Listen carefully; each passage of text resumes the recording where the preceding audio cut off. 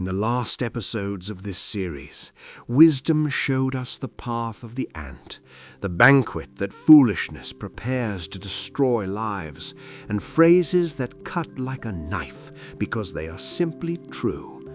Today, we continue, and the next 5 chapters are going to talk about things you will recognize immediately because they are happening right now around you, in your family, at your work, in your friendships, in your everyday decisions. Integrity, words that heal and words that destroy, the power of the right friendships, the difference between what seems good and what truly is good, and a phrase that sums up everything you need to know about how to build a life worth living. Stay with me until the end, because what you are about to hear today might change decisions you were just about to make. And before we begin, if you have not yet subscribed to this channel, do it right now. Click the button down below. It is free, and hit the notification bell so you never miss a chapter of this series. Give the video a thumbs up as well, because that helps this wisdom reach more people who need to hear it. Let us go. Chapter 11, Integrity as Life Insurance. Chapter 11 begins with a declaration that goes straight to the point. The Eternal hates any kind of fraud, but he approves of transparency and honesty. And then it builds an argument that repeats itself throughout the entire chapter like a wave. Integrity guides the honest person down the right path, but dishonesty leads the corrupt to destruction. The honesty of the righteous is their best insurance, but the dishonest are caught by their own ambition. Think about that image, life insurance. Most people spend their entire lives trying to accumulate resources to protect themselves from the future. And the text says that the greatest insurance that exists is not in a bank, not in an investment, not in a policy. It is in your integrity. And riches? The text is direct. They are useless on the day of judgment. Only justice saves from death.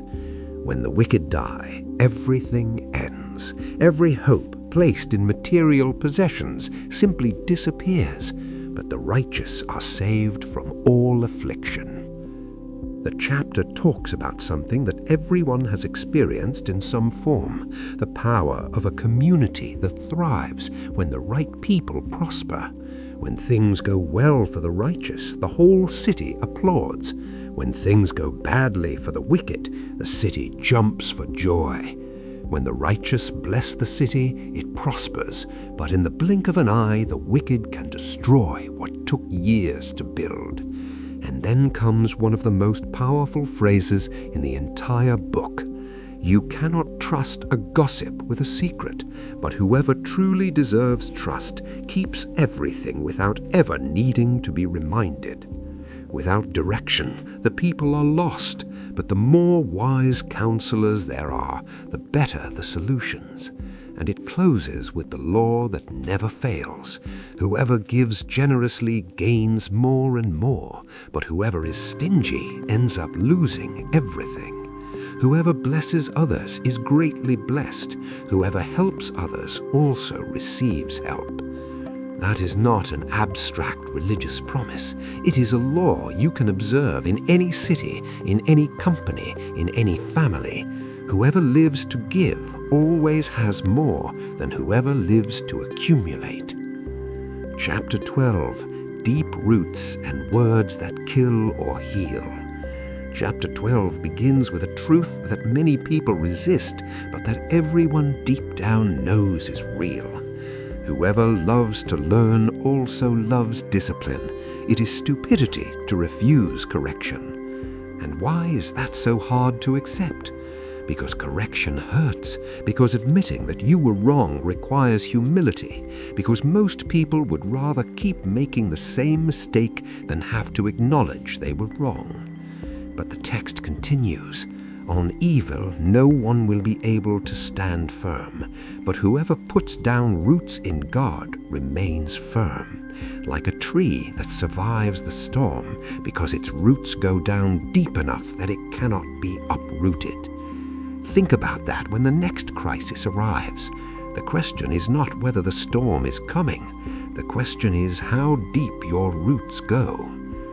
The text talks about the power of words in a way that will make you think before you open your mouth today. The words of the wicked kill, but the speech of the righteous saves.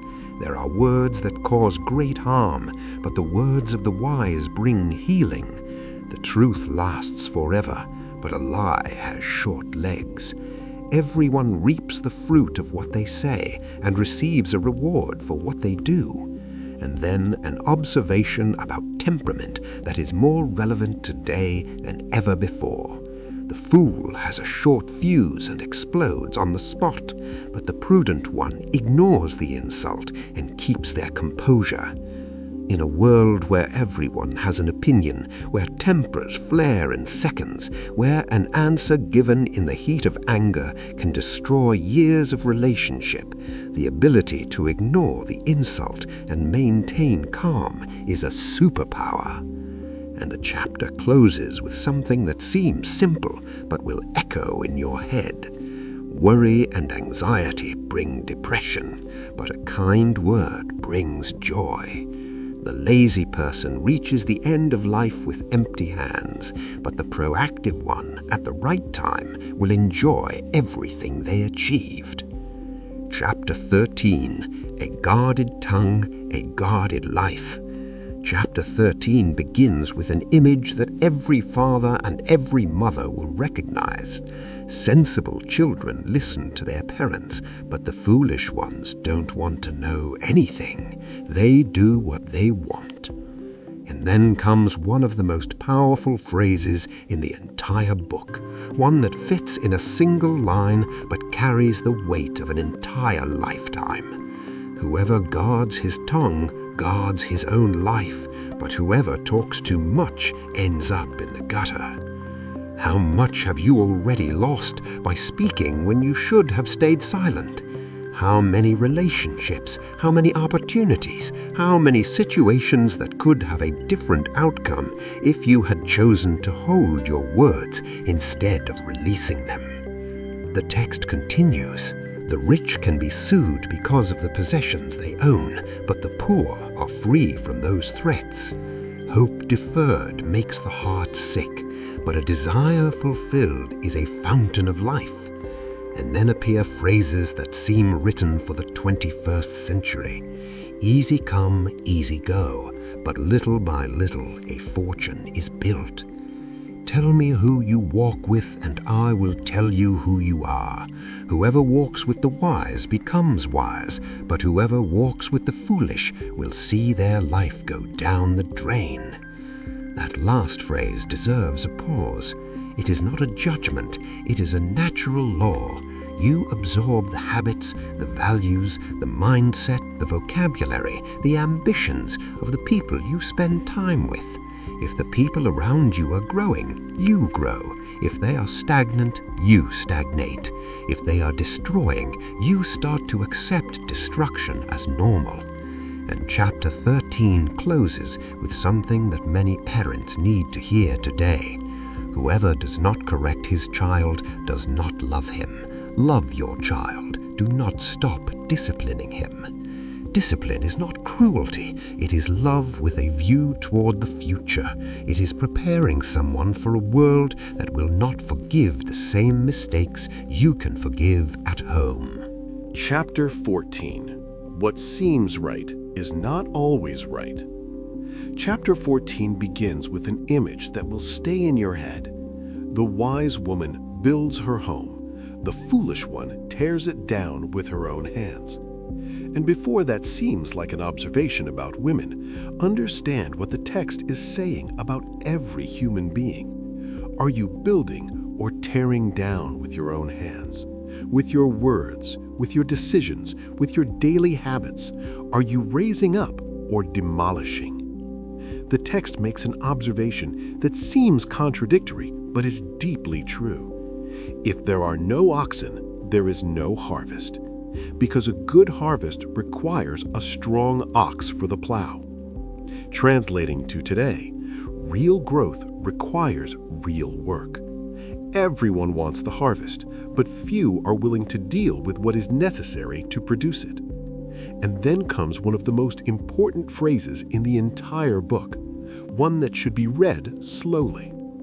A lifestyle that seems harmless, pay attention, because it leads to death.